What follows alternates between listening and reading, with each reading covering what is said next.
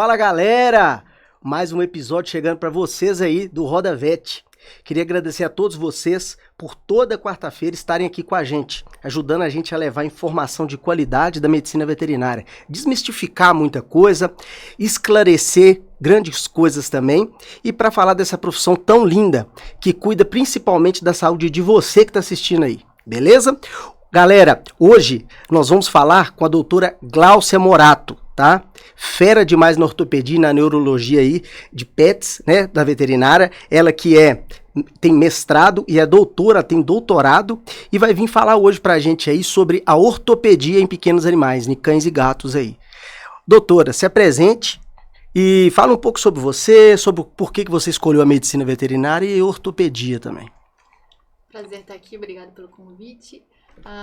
Bom, para quem não me conhece, meu nome é Gláucia e eu trabalho com ortopedia e neurologia veterinária agora está fazendo quase 20 anos já. E essa área, na verdade, foi me escolhendo desde que eu entrei na graduação. Um dos meus primeiros locais de estágio foi a parte de preparo de material para cirurgia, né? Quando a gente entra, a gente tem que começar lá de baixo, né? Então, sim, preparando material, embalando material, toda a parte de esterilização e preparo ali do material para entrar na cirurgia. E daí, a gente tinha o brinde de participar ali das cirurgias depois, né? A gente, calouro ali, bicho, né? Recém-chegado na faculdade. Então, nossa, fiquei deslumbrada com aquilo e ao longo da graduação fui fazendo aquelas iniciações científicas, né? A gente pegava projetos, mandava o governo dava bolsas pra gente. Então, eu fiz 3 períodos, né, de iniciação científica, daí foram todos com cirurgia, com ortopedia, com enxertia óssea. Então, eu fui sendo direcionada e fui gostando cada vez mais. E aí, quando eu entrei na residência, eu fui fazer residência na Unesp de Jaboticabal e lá, como lá foi praticamente o berço ali da cirurgia de coluna ali no Brasil, então toda a região de São Paulo, todo o interior de São Paulo afluía ali para aquele lugar, para aquele hospital. Foi tipo, eles foram pioneiros, né, na ortopedia. Eles foram pioneiros e que tinha um professor, João Guilherme, que foi para a Alemanha, ficou muito tempo não lá, ele aprendeu muito sobre a cirurgia de coluna e trouxe para o Brasil. E então ali era um centro de referência, então casos assim, se o animal não estava andando bem, independente da causa, se era uma causa ortopédica ou neurológica, a pessoa iria para aquele hospital. Então, isso também foi direcionando, e aí, então, desde sempre, eu fui para essa área, né, de ortopedia e neurologia. Então, é assim, se o animal não está andando bem, está cambaleando, parou de andar, está mancando, é comigo. Ah, que bacana. Bacana isso porque, tipo assim, parece que você foi na sua trajetória, você foi sendo moldada mesmo aos poucos para ser uma médica veterinária que trabalha com ortopedia e neurologia. Isso é muito legal. E assim, doutora, quais os problemas ortopédicos, assim, em cães, especificamente, você mais atende no dia a dia da clínica? Aqui na região, o que acontece de forma mais frequente realmente são as fraturas, né? Animais politraumatizados que dão entrada no hospital com politrauma mesmo, e aí com diversos ossinhos quebrados, fraturados, e além de outras lesões associadas. Então aqui tem bastante isso, mas de modo geral, né, no mundo, na verdade, uma das afecções osteoarticulares mais frequentes é a ruptura de ligamento cruzado, que acontece no joelho, de cães. Essa é muito comum. Aqui, na verdade, não é tão comum, mas é uma das doenças mais comuns. Aqui, realmente, eu acho que as fraturas estão em primeiro lugar, assim. Porque elas também são bem óbvias, assim, e a pessoa que é o tutor, ele consegue ver a olho nu. Você falou aí da ruptura do ligamento cruzado, é até um problema que a gente viu acontecer com o Ronaldo Fenômeno, não sei se é o mesmo problema, não é?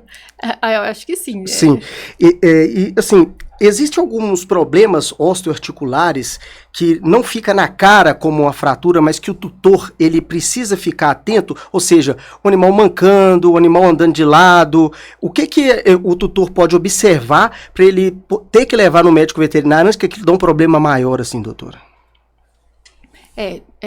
Pegando aí a parte da ruptura de ligamento, assim, para o tutor observar, né, para o dono do animal observar, ele sempre tem que ver se o paciente está andando bem. um andar mais ou menos. Antes eu caminhava a avenida, sei lá qual, inteira, e agora no meio da avenida ele tá parando. Assim, quando o animal para e senta, aí já passou da hora de levar pro veterinário. Mas muitas vezes ele começa a andar mais devagar, começa a puxar a guia, não quer ir mais. Então, assim, isso já está indicando dor.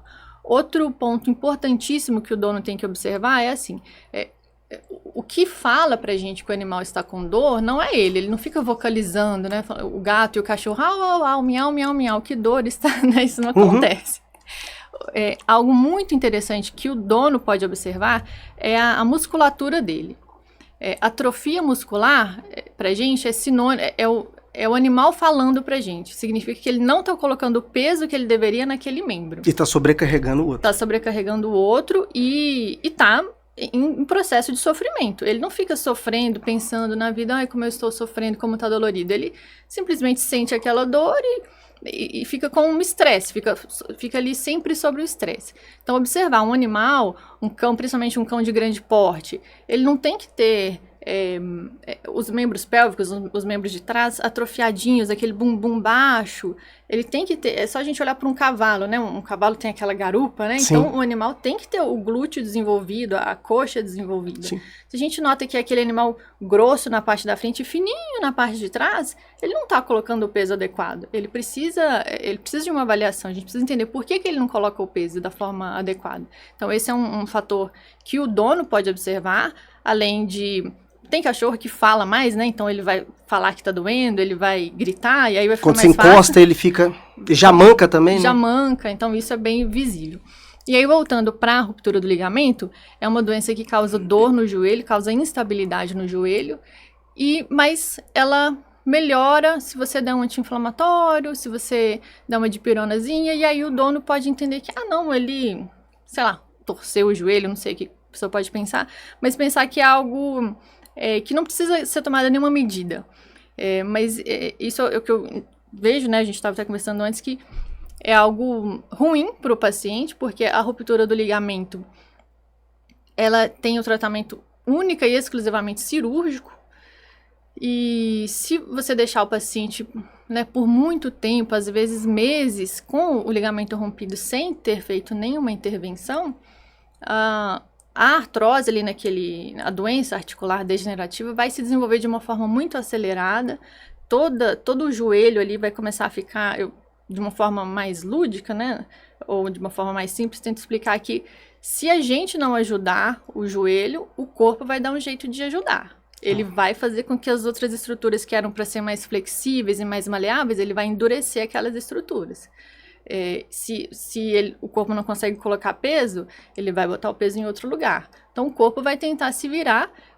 Lógico que ele não vai conseguir da forma mais eficaz e o paciente também fica em sofrimento, né? O joelho dele está sempre dolorido, se ele vai correr, é aquele paciente que depois que corre vai mancar um pouquinho, mas aí o dono vai lá dar um remedinho, acha que tá bom.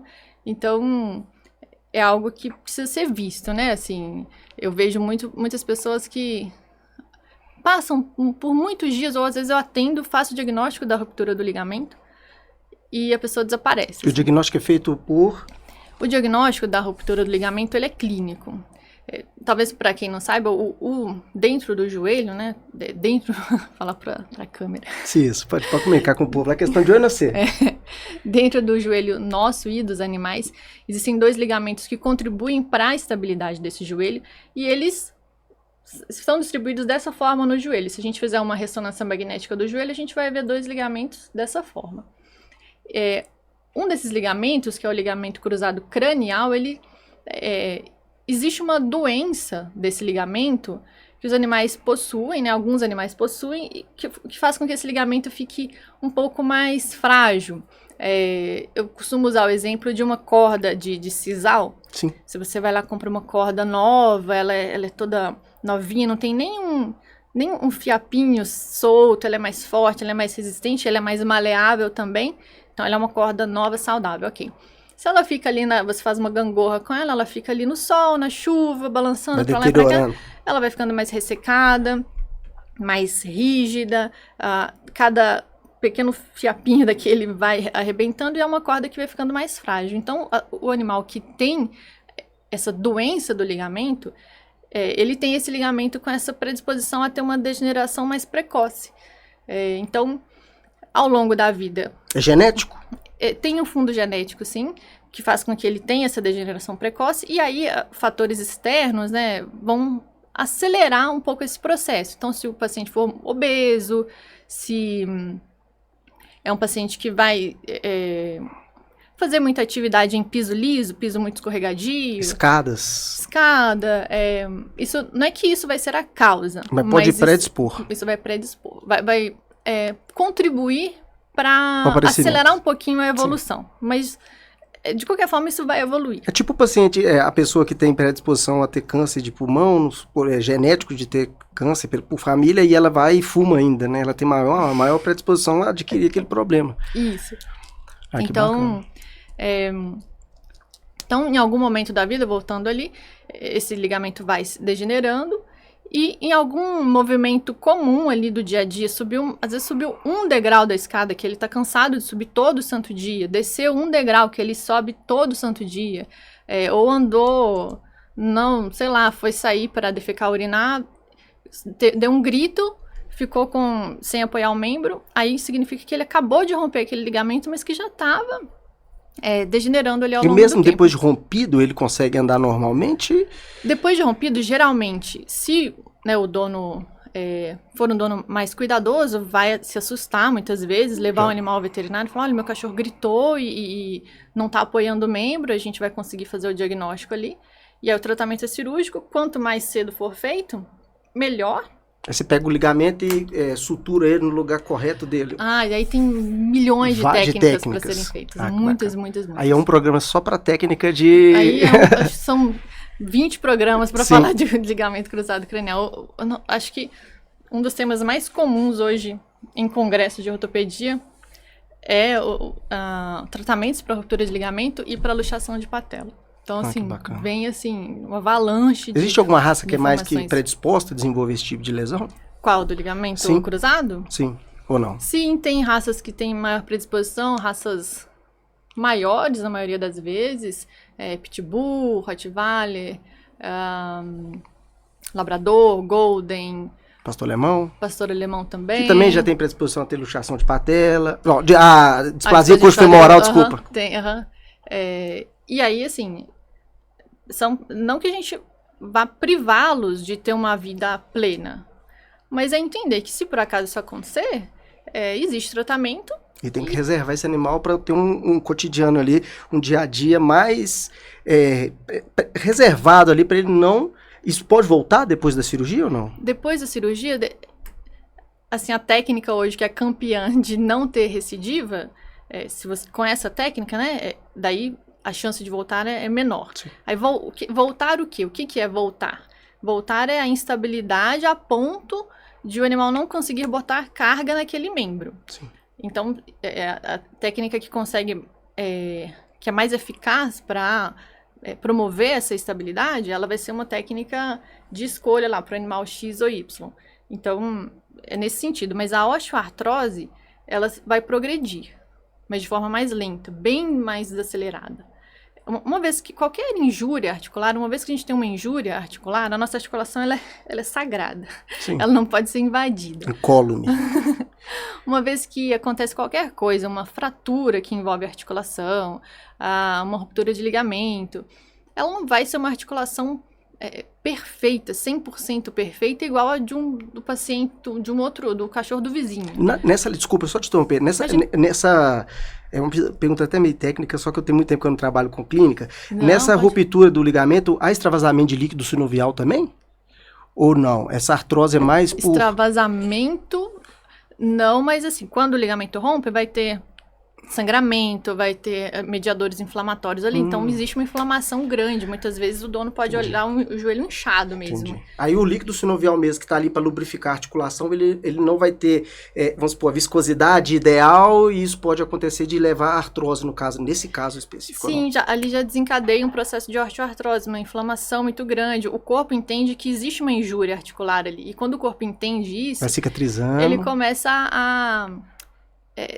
as estruturas ali começam a não exercer a sua função de forma plena. Sim. O que é uma articulação que não desenvolve a sua função de forma plena, de forma completa? É uma dobradiça de uma porta que está 1 milímetro torta. Aí ela começa a fazer um barulho. Aí você põe o óleo, aí depois ela faz mais um barulhinho.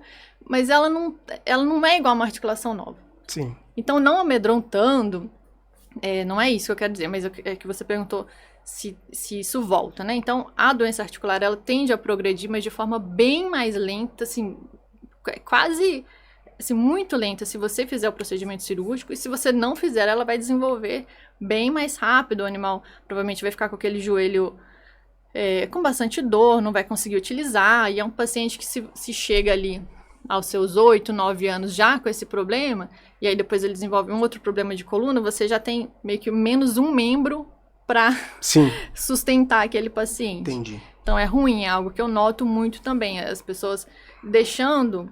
É como se fosse um carro, né? Deixando as peças irem quebrando aos pouquinhos. E uma peça vai jogando peso na outra. Exato. E vai compensando. Quando o paciente chega, ele tá com 3, 4 problemas diferentes. Aí você tem que tratar o pior para depois você deixar para tratar. Não, e aí é muito mais caro, é muito mais demorado. Sim. A pessoa pode até ficar tendendo a pensar assim, não tem jeito.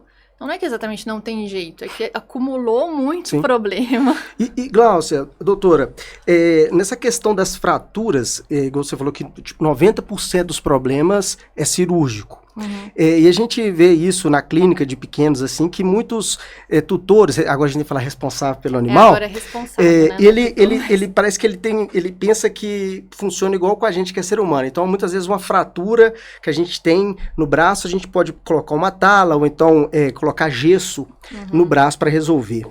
Explica, assim, para as pessoas que têm animais em casa, quais casos que a gente coloca a tala, coloca o gesso e quais casos que não se coloca, para que seja bem esclarecido, para as pessoas entenderem que, assim, funciona diferente, porque cada um é uma espécie diferente e cada um tem um tratamento diferente. Sim, funciona diferente. 99,999% das fraturas em pequenos animais, em cães e gatos, elas vão exigir tratamento cirúrgico. Não porque eu quero, não porque o dono do animal quer. Ninguém quer submeter um animal à cirurgia, ninguém quer passar por cirurgia. Mas ela precisa ser feita quando realmente ela tem indicação, porque a outra opção, né, não fazer, normalmente vai levar a um resultado pior, mais demorado e muitas vezes mais oneroso. E por que não coloca muitas vezes o gesso e tem que fazer um tratamento cirúrgico? Por que no animal é diferente, no cão? Por exemplo, uma tala, um gesso, né? Não sei se todo mundo sabe o que é uma tala, mas vai ser uma bandagem com um componente rígido. Por fora, você olhando, vai parecer que a pessoa está com um gesso mesmo. Às vezes não... Eu estou explicando isso só porque muitas vezes não vai ser o gesso mesmo que a gente vai colocar. Vai ser uma tala, mas vai fazer aquele papel ali, alguma coisa que você põe por fora e que aí a pessoa tem a impressão de que, olha só, está segurando ali, o bracinho dele está retinho, está ótimo. Nossa, vai cicatrizar, vai ficar uma beleza. Mas a realidade não é essa. Então, por que não é indicado? Vamos dar um exemplo de um pincher, que a gente atende todo dia, que pulou do sofá e quebrou esse ossinho. Essa parte aqui do antebraço tem 2 ossos. Rádio e una. Fratura fratura esses 2 ossos. E a gente, né, eu acho que o dono tem aquela vontade, né? Olha aquele bracinho tão fino, né? Coloca uma talinha aí e deixa eu ir embora, pelo amor de Deus, vai resolver. O problema é que não resolve. Por quê? Não resolve. Colocar tala em uma fratura de rádio e una, que é este osso, não vai resolver o problema do seu cachorro. O que vai acontecer depois? Esse osso não fica... Primeiro que a gente não consegue reposicionar o osso. Ele não vai ficar alinhado. Sim. A gente não consegue por fora reposicionar esse osso. Sim. Então ele vai ficar com um desvio. Porque a gente tem o olho de raio-x também, né? Pra pegar e falar assim, vou alinhar o osso certinho pra ele ficar... Pra não falar que não consegue, assim... Em raríssimas vezes pode ser que consiga. Sim. Segundo, é necessário anestesia geral para fazer a tala. Não se faz com o animal acordado. Então, o dono do animal vai gastar com essa anestesia geral, vai gastar com a tala, que a tala não tem um custo, assim, absurdamente baixo. Tem bastante material que é usado. A gente não vai conseguir um alinhamento da fratura.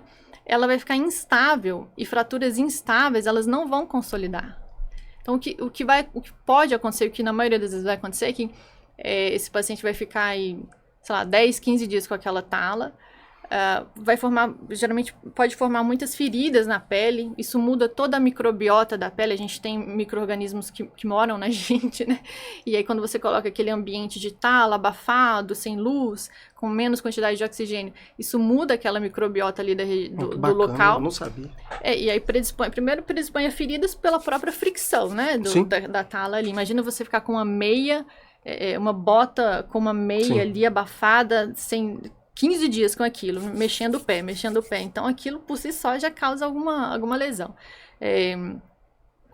Então, tudo aquilo muda a microbiota e aí pode predispor a mais lesões de pele, que aí guarda essa informação, porque depois eu vou usar. E antes disso ainda, a tala, essas bandagens, se ela molha, se ela fica úmida, e além disso, a tala em si, ela já pode prejudicar o retorno venoso, né, o retorno dos líquidos que a gente tem. Que aperta o membro ali e não tem essa passagem. E às vezes nem é porque você apertou, é por conta que qualquer mínima compressão que você coloca no membro de um animal extremamente magro, aquela patinha ali de pincha, já tem um retorno venoso prejudicado. Quando existe a fratura, vasos sanguíneos também são rompidos ali naquele trauma. Então, o retorno venoso já fica prejudicado, você ainda coloca algo que prejudica um pouco mais o retorno venoso, então existe, inclusive, a chance de necrose, gangrena daquele membro, levando à amputação daquele membro. Você já pegou caso assim? Já, pouquíssimas vezes, uma das pouquíssimas vezes foi aqui em Itabira, e é assim, devastador, né? Sim. Então, a tala não é um anjo, ela não é a salvação da humanidade. Casos e casos. Ela não tem o custo extremamente baixo. Muitas vezes, se você tiver que trocar a tala, você vai ter que anestesiar de novo o animal. Em 15 dias, essa fratura não vai estar consolidada, você vai ter que trocar essa tala, anestesiar de novo, colocar uma tala de novo em cima de um membro uma pele que já vai estar toda alterada. E em ser humano não tem que dar anestesia geral para você colocar uma tala numa pessoa, né? Não Muitas tem. vezes. Então a gente tem que entender, vocês têm que entender, gente, que ser humano é uma coisa, cão é outra. E o médico veterinário, igual a doutora aqui está explicando muito bem, não é porque ele está querendo fazer você gasta mais, porque vai fazer uma cirurgia no animal. É porque aquele procedimento ele não vai ter uma consequência muito boa, o animal não vai ter uma saúde do membro muito eficaz ali, então assim, não compensa. São casos e casos, né, doutora? Sim, existem pouquíssimas e extremamente específicas indicações para se colocar uma tala de modo que a gente consiga um bom resultado. Então, tem que conciliar assim, o alinhamento dos planetas. Sim, né? Assim, tem que ser muito específico. É o animal da raça tal, com a idade específica, com o tipo de fratura, uma linha de fratura específica. Sim. Se tiver algum outro osso em conjunto que está íntegro. Então, assim, é uma combinação de fatores que aquele ali dá para eu colocar tala. Talvez a fratura também ela não é, eu não sei o nome. Se ela for completa e for um osso só, não adianta botar. Se ela tiver, às vezes a gente pensa assim, que aquela fratura que tem só um risquinho, sim, que ela é uma fratura simples. Ela não é. Ela é uma fratura que piscou, ela não consolida. Até com cirurgia. O osso, ele exige ele exige que a gente faça o tratamento certo para que ele consolide sozinho, para que ele consiga colar, né? Que ele consiga consolidar bem. Então, essas fraturas de traço reto nem sempre são as mais simples, não. Então, é tipo assim, a gente não pode negligenciar achando que é simples. Não. Só porque é uma fratura assim, a olho nu ali na radiografia, você vê, não, é mais tranquila, essa aí eu vou fazer um tratamento mais conservador e tal, não existe isso. Não, e aí o que acontece? Que eu já atendi milhões de vezes. Talvez por insistência, o animal acaba recebendo ali uma tala, e ele fica 15 dias com a tala, depois chega pra mim. Com o osso exposto, já aconteceu de a tala não foi bem exposto? feita. A tala não foi bem feita, não sei o que aconteceu. Eu sei que ele chegou pra mim com a tala nos 2 membros, e aí os dois ossos dos 2 membros tinham sido quebrados e colocado tala, né? E aí, depois desses 15 dias, o osso estava exposto, apoiou de alguma forma errada, aconteceu alguma coisa. Nossa. E aí, ele estava infeccionado, o osso completamente desvitalizado, porque o osso, ele é vivo. Sim. Ele tem vida. Então, aquele osso completamente desvitalizado, infeccionado. Conclusão, cirurgia com custo quase que o triplo do preço, a recuperação, mais de 1 ano de recuperação. Nossa, pra cão isso é muito difícil, né? Para o dono é muito cansativo. Não, sim. Começa a gerar um problema em cima do outro, porque é infecção, e aí tem que ficar usando aquele cone para não lamber a ferida. Aí durante o uso do cone a pessoa não aguenta mais ver o animal com o cone, porque tira, aí dá problema. Aí tira, e aí dá infecção de pele de tanto tempo que ficou com o cone. Sabe, uma avalanche de consequências desastrosas. Então, assim, não compensa.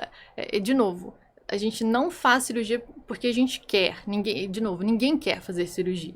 Ninguém quer fazer um corte no paciente, submetê-lo a uma anestesia.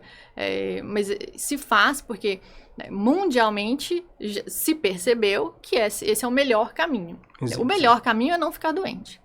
Exato. É tentar evitar esse tipo de lesão, né? Deixar os cães em casa. Tem muito cachorro que tem acesso à rua, é atropelado, né? Nossa, demais. Só fazer um adendo, aproveitar que eu lembrei, que é importantíssimo.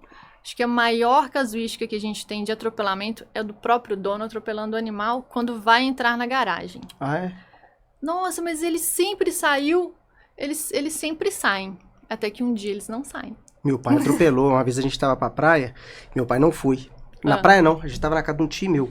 É casamento dele. Aí, lá em Muzambim. Aí, quando a gente tava voltando, o meu pai tava saindo com o carro e perguntou pro cara, olha pra mim pra ver se Pretinha vai sair debaixo do carro, que era a nossa cachorrinha, bonitinha pra caramba. Era uma Dachshund. Oh, meu Deus. Aí ela entrou de baixo, atrás, e o cara viu isso. E falou pro meu pai, pode ir. Aí meu pai passou em cima da cachorrinha, cara. E meu pai nesse dia ficou tão mal que aí foi, deixou lá, parou. Não, e a pessoa chega assim, desesperada, se sentindo culpada. E outra coisa, você não sabe da maior. Somando ela com o número de cachorros que estavam da barriguinha dela, dava o número certinho de pessoas que estavam dentro do carro. A gente tava voltando, sabe? Meu Deus. E eu não sei se você já ouviu falar, né? Os cães, eles têm uma missão muito especial na nossa vida. E o povo da roça fala muito isso, né? O povo até fala, na roça falava cão pagão, né? Que assim, todo mundo, família tem que ter um cão pra se alguma coisa for pra você, vai pro cão. Ah, é? Sério, isso aí é até um tema que não tem nada a ver com essa conversa aqui, mas engraçado foi o número de pessoas que tinham dentro do carro, cara. Tava com filhotinho, então. Exatamente. Oh, meu Deus, que dó. Mas é isso, então pessoas, além de ter que passar por aquela situação de levar um animal no hospital, passar por um procedimento, ainda tem aquele sentimento, assim, de culpa. Então, é uma dica também, assim, sempre ficar muito atento e, de preferência, tirar o animal, né? Botar trancar dentro de casa, né? Fechar dentro de casa. Porque não tem aquela ciência, né, cara, de que... Não tem. Outra coisa que acontece... E o animal gosta de sair com o dono no carro, né? Aí ele acha que vai entrar no carro e pode ser que seja atropelado. Ou então, assim, eu abri o portão pra entrar e ele saiu. Aí, nesse período que ele sai, né? Ele sai da calçada. Um passinho que ele coloca na rua, vem uma moto e passa por cima dele. Ô, Gláucia, doutora, vou ter que pedir você desculpa, porque você é doutora. Não mas nossa, não deve. Aqui, continuando nessa linha aí, para quem tem raças pequenas, igual Lulu da Pomerânia, Pinscher, existe algum problema? A gente tem que tomar algum cuidado dentro de casa? Não para acessibilidade, porque eles não têm problema ainda, né? Não são pacientes que têm um problema. Mas o que o tutor tem que tomar cuidado dentro de casa para não ter lesão desse cãozinho? Quebrar a patinha. Que são muito delicados, né? Sim. Quais são os cuidados principais, você acha? Eu acho que algo que dá pra gente que tem cachorro pequeno tentar fazer é tentar ensiná-los a não ficar subindo e descendo da nossa cama ou do sofá. Muitas vezes a gente tem até cama... Aquelas camas king, elas são gigantescas, né? Sim. A altura delas, elas são bem altas.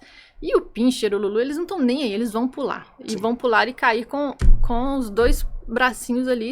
É só imaginar a gente. Imagina a gente pular de uma altura, sei lá, desse pé direito aqui e cair com o braço, né? Que realmente eles fazem isso. Sim. Mas é um trauma que existe a chance, e eu atendo muito, desses cãezinhos bem delicadinhos que quebram esse ossinho do antebraço, que é muito comum, por descer da cama, descer do sofá. Ele tava brincando, todo dia ele faz isso, mas aí hoje ele fez isso e quebrou o membro. Sim. E lógico que às vezes a pessoa pode pensar, nossa, mas que difícil, né? Porque ele faz isso tão rápido, não tem nem como eu corrigir. Não é que você vai corrigir todas as vezes que ele subir, mas existem hoje dispositivos para você colocar rampinhas, né, decoradas, para que você coloque e tente ensinar ele a usar a rampinha, tanto para subir na tua cama quanto para subir no sofá, isso se você gosta, né, que ele suba no sofá e na cama. Sim. Então existem móveis hoje, como isso está ficando cada vez mais comum, cada vez as pessoas vão, pelo menos em cidades maiores, cada vez mais para apartamento. Geralmente vão ter um animalzinho menor. Então isso vem aumentando, o mercado vem percebendo isso e móveis têm sido desenvolvidos. Então já existe móveis especiais para isso, específico, quer dizer? Existem. Tem Legal. Rampinhas simples e tem rampinhas, sei lá, uma mesa de cabeceira mais arrumadinha que você puxa, não sei o que, e forma uma rampinha que, sabe? Ou então algo que você coloca do lado do sofá, que já tem uma rampinha, que não deixa a casa muito feia. E outra coisa também, né, Glaucia? Isso são coisas que, se você for olhar na ponta da caneta, que os responsáveis pelos animais gostam de jogar valor, né? Preço. Muitas vezes sai mais barato do que uma cirurgia para correção. Com certeza. Então, assim, essa dica foi muito legal, porque, igual eu lá em casa também, eu tenho uma cachorrinha que ela é mestiça, ela é pequititinha assim, e ela pula, cara, minha cama box, ela pula numa coragem. Que Lulu da Pomerana, acho que ele é um leão, né? A genética de Lulu D tá lá.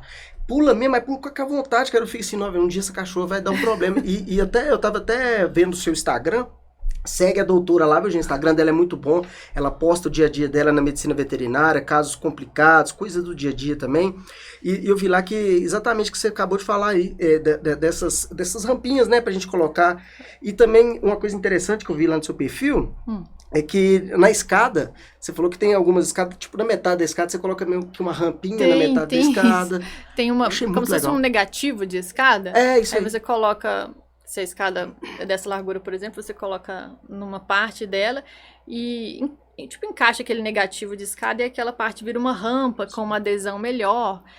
Quem tem cachorro grande também, com o tempo eles vão ficando idosos, eles vão tendo mais dificuldades. A gente, né? A gente, quando vai ficando idoso, a gente já tem dificuldade em ficar subindo escada, eles também têm.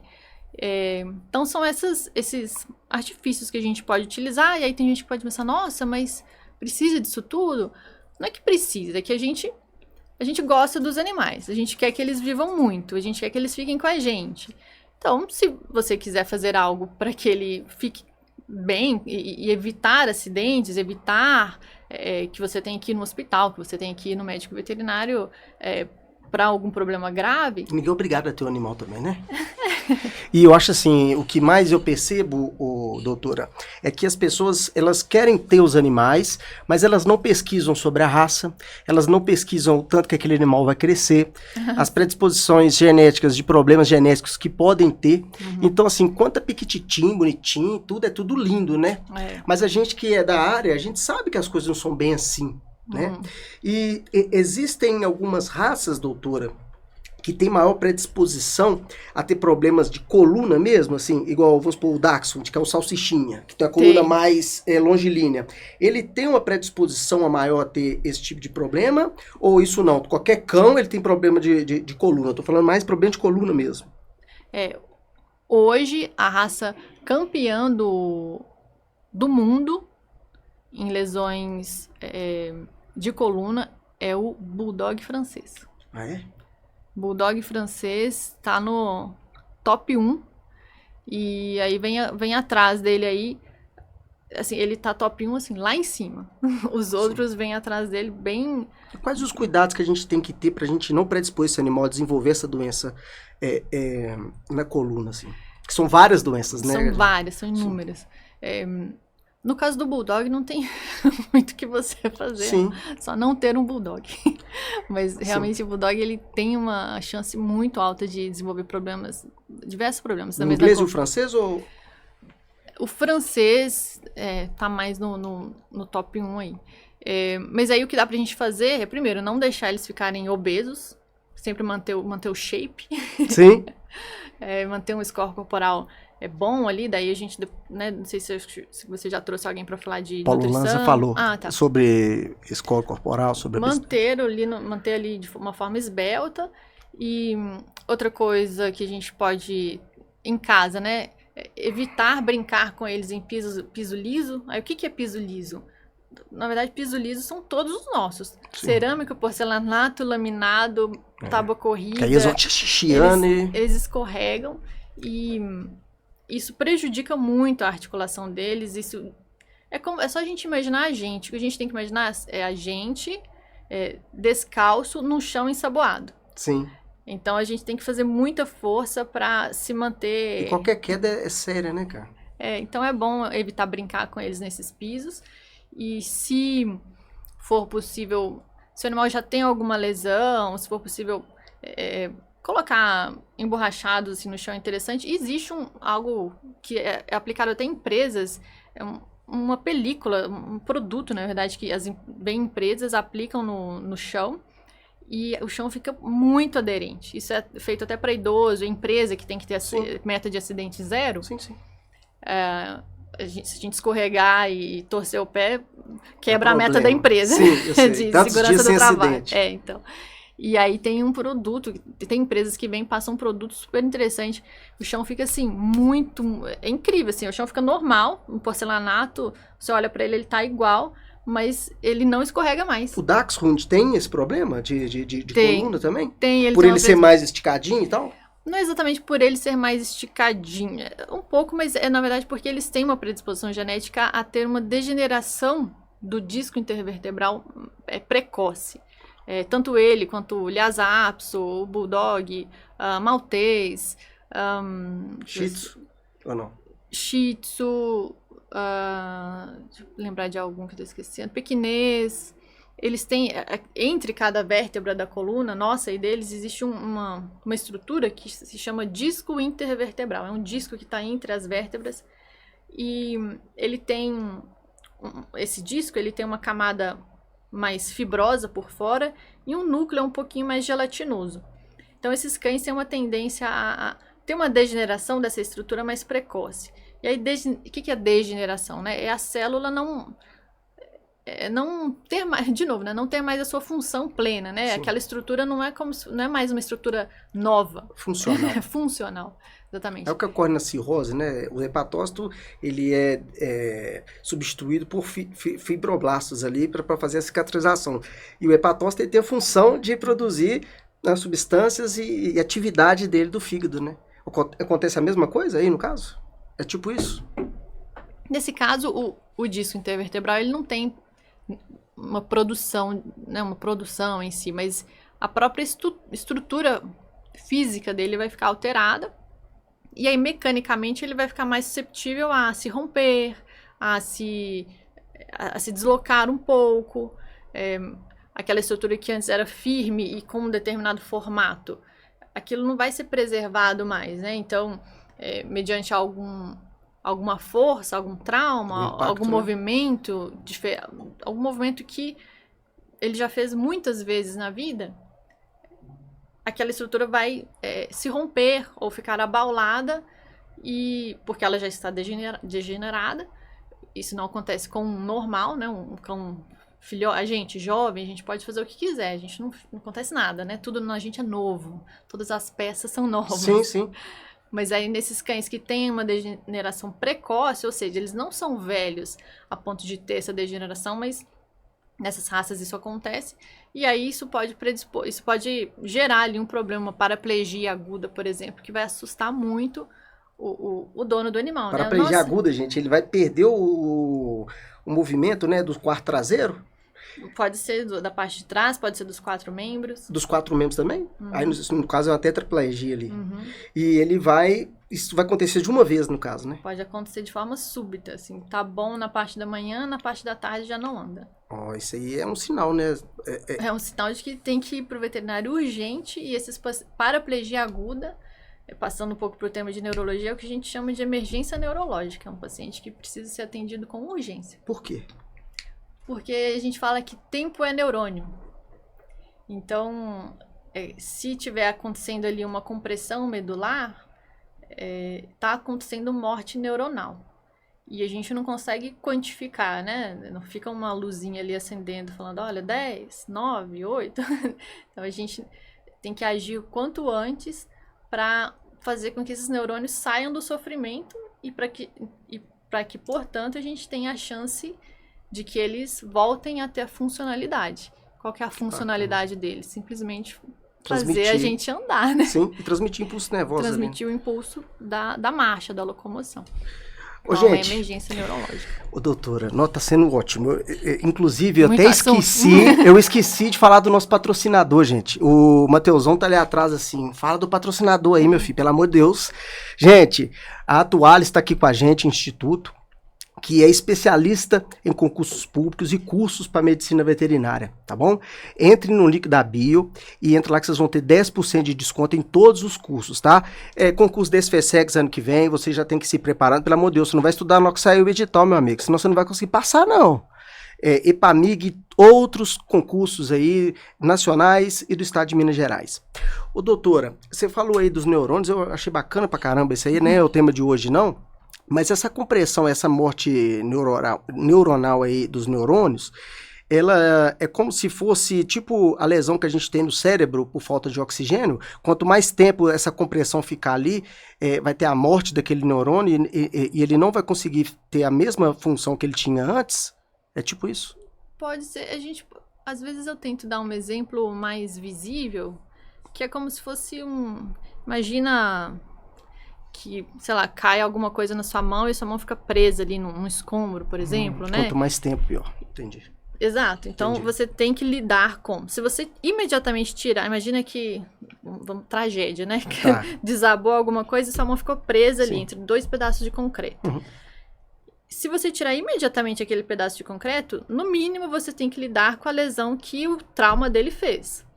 Machucou, tá saindo sangue aqui, ali, enfim, e depois aquilo vai cicatrizar, beleza. Mas imagina que você fica preso lá por dias, ninguém te resgata, e a sua mão tá ali presa. Então, no começo, a sua mão tá recebendo sangue, ok, você tá sentindo a sua mão. Agora, com o tempo, as células ali da sua mão vão ficando sem nutrição, sem oxigênio, então a própria célula vai morrendo. Então, passa muito tempo. Mesmo que você faça o resgate e retire aquele concreto ali de cima, sua mão já tá preta, né? E também vai produzir produtos tóxicos ali também, né? Vai. Então, a célula em si, ela vai morrer. Sim. Então, é só a gente entender a célula como um pequeno ser vivo ali. Se ele tiver esmagado, sem oxigênio, sem nutrientes, vamos dizer assim, ele não vai conseguir... O neurônio morreu, acabou. O neurônio em si... A célula nervosa, vamos dizer assim. Na da medula, Não significa que a chance de voltar a andar não existe. Mas significa que a gente tem que agir rápido. Na verdade, depois quando a gente falar de neurologia, a chance de um paciente voltar a andar, se a conduta for feita da forma correta, é de 99%. Olha pra você ver. Gente, presta atenção nisso. Quanto mais tempo você deixar aquele animal ali, vai voltar amanhã. Cara, não vai. Então, assim, pega e leva no médico veterinário, principalmente o médico veterinário capacitado, igual a doutora Glaucia aqui. Por quê? Porque muitos médicos veterinários, eles falam, seu animal tá com bico de papagaio, tá com isso, não tem solução, vai voltar a andar. Não é bem assim, né, doutora?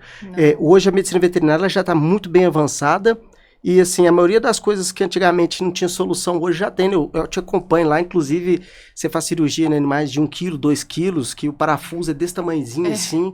Então, assim, eu fico maravilhado com isso.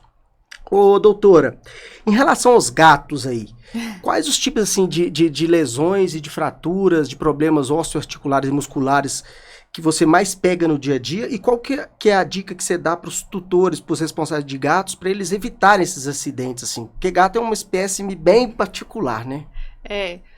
2 coisas importantes aqui. Eu até brinquei, né? Eu falo, dá um close aqui pra gente falar. Pessoal...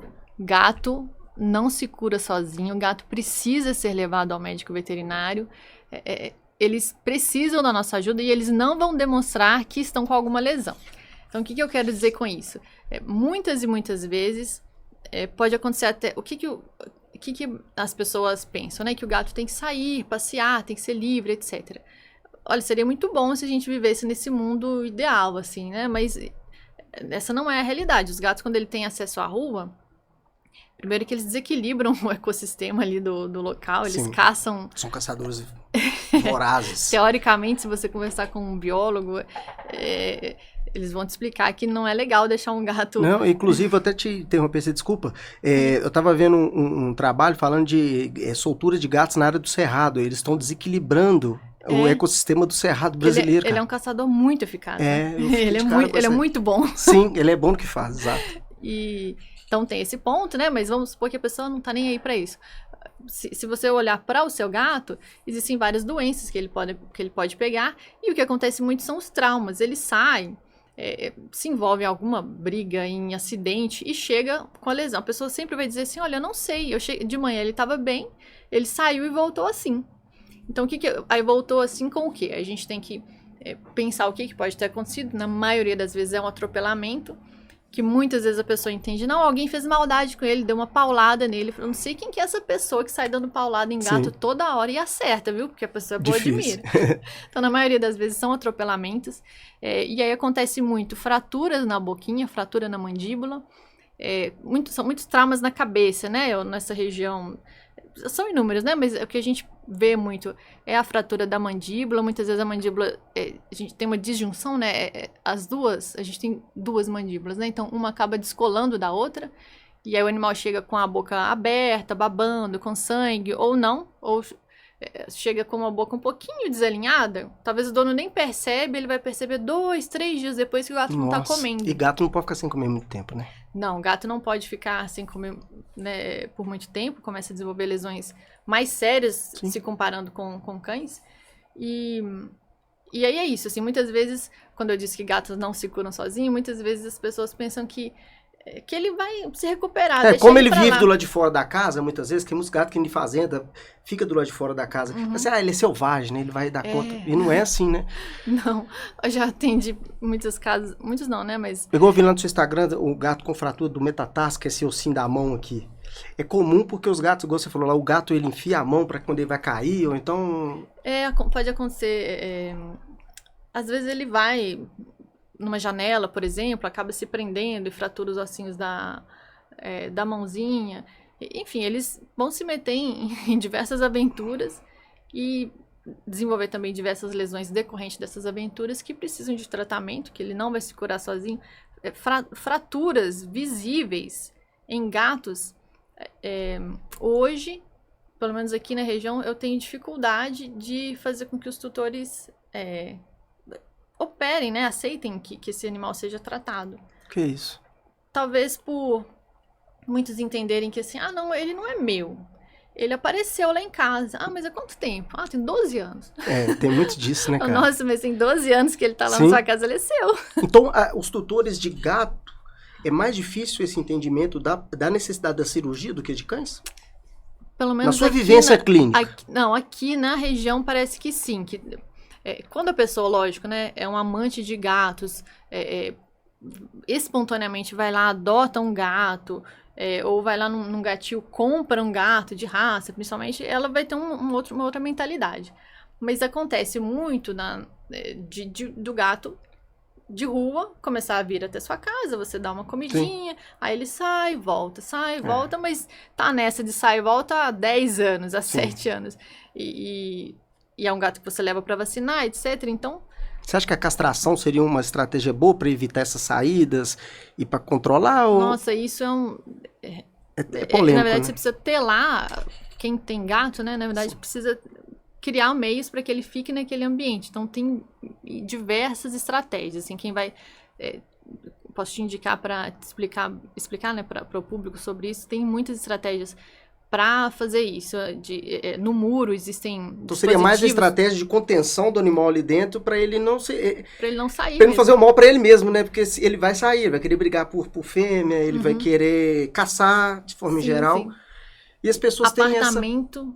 Tem que ter tela no apartamento. Eu acho assim que as pessoas ainda têm um preconceito contra gato, né, cara? De fazer maldade contra gato. Acho que ainda tem. E é engraçado, que eu acho muito, assim, é muito ruim, é que as pessoas falam assim, abandona esse gato lá, porque o gato caça sozinho, gato não morre, e ele vai na casa dos outros, né? Então, assim, eu acho que essa cultura é muito prejudicial. A gente tem que desenvolver e se informar sobre isso, porque é um problema de saúde pública, é um problema de todos. Aqui é um país onde existe muito animal de rua, esse é um problema da nossa população, da nossa civilização, que ainda não está se desenvolvendo ao ponto de conseguir fazer com que não haja animais de rua. Então, esse é um problema nosso, não é um problema do outro. Então, a gente tem que ficar atento para solucionar isso. Como que a gente vai ficar atento? Não reproduzir animais de forma aleatória, ter muita responsabilidade para educar a todos, os seus filhos, aos seus sobrinhos, em escolas, de que abandonar animais, não existe abandonar animais. Isso é uma falha cultural, de caráter, que a gente precisa zerar, né? É a nossa evolução cultural mesmo que precisa acontecer para que isso acabe. E realmente não fazer reproduções aleatórias, tipo, eu tenho um cachorrinho aqui, vai, cruza com o do vizinho, vai só reproduzindo, depois não sabe nem o que fazer com tanto cachorro. Então, assim, a gente precisa evoluir culturalmente para diminuir esses animais, e a castração, hoje em dia, ela é importante por isso, né, pra gente não aumentar essa população. E o animal que a gente tem, que a gente escolheu ter, ou que a gente escolheu adotar, ele é de total responsabilidade nossa. Ele não vai fazer nada sozinho, ele não vai nem pegar um comprimido e colocar na boca sozinho. É tudo, é uma criança. Sim, e depende totalmente, integralmente da gente. Ô, doutora, nosso tempo está acabando, infelizmente. Eu queria te fazer mais uma pergunta, a última, na verdade. Eu estou longe do microfone. Não, tá ótimo. Quais doenças, assim, que geneticamente você mais vê que na verdade nem é isso. É outra pergunta que eu quero te fazer. Rebobina a fita. Tá dando bizil aqui. Na verdade, o que acontece? Qual que é a hora certa de você fazer essa castração do animal, e o tanto que essa castração feita de forma errada vai afetar futuramente nos ossos do animal, nas doenças osteoarticulares. Existe algum estudo sobre isso? Ou você pode castrar na hora que tem gente que fala assim, a partir de 4 meses já pode castrar? Qual que é a consequência para a saúde desse animal? Nossa, isso aí é um pouco polêmico para o nosso país, assim. Sim. Tentar falar de uma forma simples, assim. Hoje em dia, a gente já sabe que cães que têm predisposição a ter alguns tipos de doenças articulares, a gente não indica sequer que eles sejam castrados. Então, por exemplo, o dog alemão, até o labrador, golden retriever. Mas isso as coisas são descobertas na ciência, na medicina, mas elas não levam em consideração a condição sociocultural de cada país. Sim. Então, no nosso país, a gente lida também com o problema de superpopulação de cães abandonados, cães que sofrem, porque não é só o fato de ser abandonado, é o fato de passar meses sofrendo, ser atropelado e não morrer, ser atropelado, ficar com uma proptose de globo ocular, ficar com o olho para fora, ficar com a mandíbula quebrada e ficar semanas e meses morrendo aos poucos. Então, é um sofrimento para um indivíduo ali. Sim.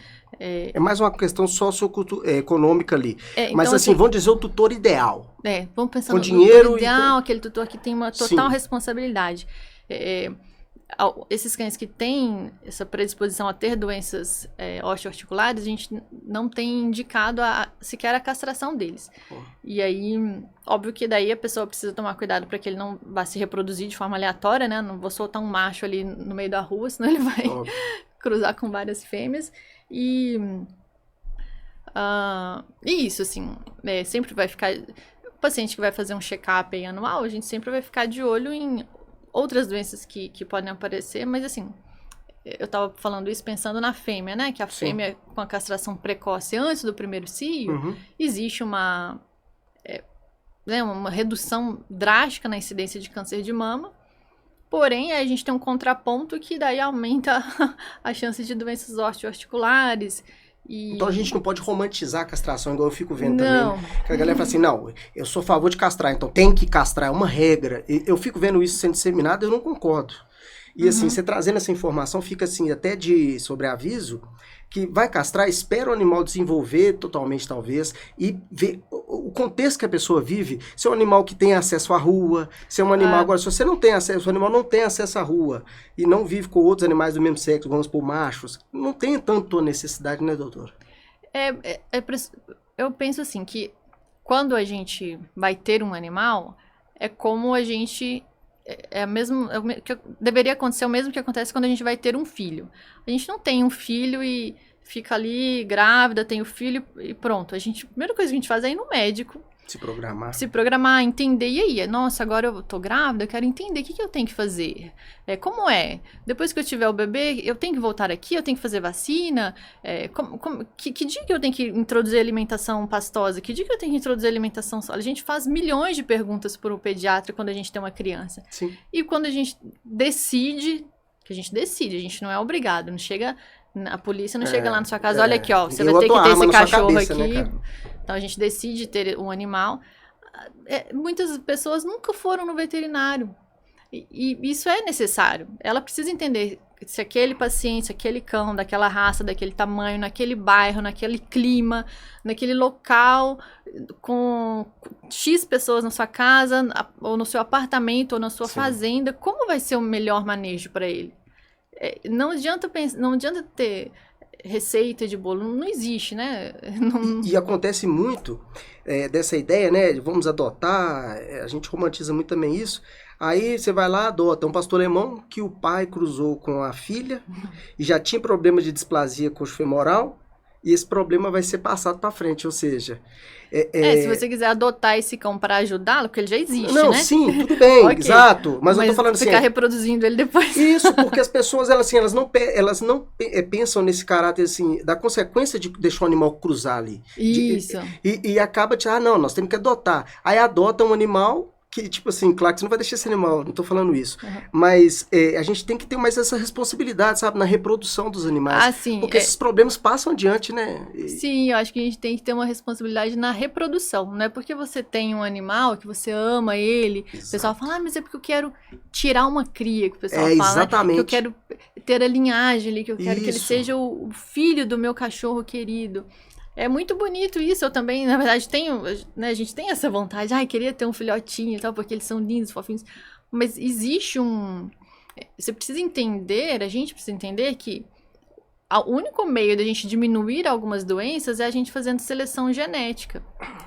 E se existem esses cruzamentos aleatórios, com cães que já têm doenças, Sim. que iria contraindicar a reprodução dele, e você reproduz, você está passando aquela doença para frente, e pode nascer, por exemplo, aí vamos supor, a vontade da pessoa era que nascesse um filhotinho lindo, tudo motivado pelo amor. Sim. Né? Vamos pensar assim, aí nasce aquele filhotinho que com 6 meses está com o quadril destruído. E não consegue levantar. Ele tem o resto da vida dele para sofrer com aquele quadril dolorido. E dói muito. Não, e outra coisa, eu não tô falando, gente, que isso acontece só com quem doa o animal, com quem pega para adotar. Isso acontece com muitos criadores irresponsáveis também. Que para ter cria ali, não tem outra fêmea para cruzar com o macho, ele pega o próprio filhote do animal e cruza.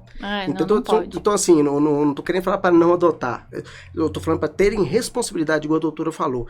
Olhar tudo, pesquisar, gente, a internet está aí para isso, sabe? Vai no veterinário, conversa com o veterinário para ver sua realidade, tá bom? Doutora, eu acho que o Mateusão vai me matar, porque passou ainda o ato do tempo, não passou, Mateusão? Aí, assim, queria te agradecer grandemente, tá? E te convidar já para um próximo episódio, posteriormente, para você vir falar pra gente de neurologia, que é uma coisa que eu adoro muito. Tem bastante assunto. Demais. E, assim, queria te agradecer muito por você estar aqui, colaborando, tirando um pouco do seu tempo, que é muito corrido, né? Você é muito requisitado aí na cirurgia, e eu sei que é corrido demais a vida de médico veterinário. E assim, fala um pouco pra galera, deixa uma mensagem aí, se você quiser deixar seu telefone, seu Instagram, tá bom? Eu queria te agradecer, muito obrigado. Obrigada, a gente tá preparado aí pra próxima, para levar informação, né? Acho que o importante é a gente levar informação para as pessoas. Acho que os beneficiados vão ser os animais e as pessoas também. Com certeza. Então tá, pessoal, para quem quiser me seguir, acho que eu coloco algumas dicas ali de vez em quando, não tenho muito tempo para postar como eu gostaria, mas pode seguir lá no @DRA, que é doutora, _ Glaucia Morato. E um recadinho para quem tem animal, para, por favor, cuidar bem dos seus animais, lembrar que quando a gente tem um animal, é uma responsabilidade muito grande, assim, realmente eles são totalmente dependentes da gente, nós somos o mundo inteiro para eles, né, eles não têm outra coisa, eles só têm a gente, então é muito importante a gente tá preparado para dar assistência quando eles precisarem, tá bom? Aí se precisar de mim, pode me procurar, eu atendo em Itabira na clínica Dr. Pet, no Hospital Amigo Veterinário também, e aí estou à disposição. Muito obrigado. Gente, com Deus, muito obrigado. Tchau.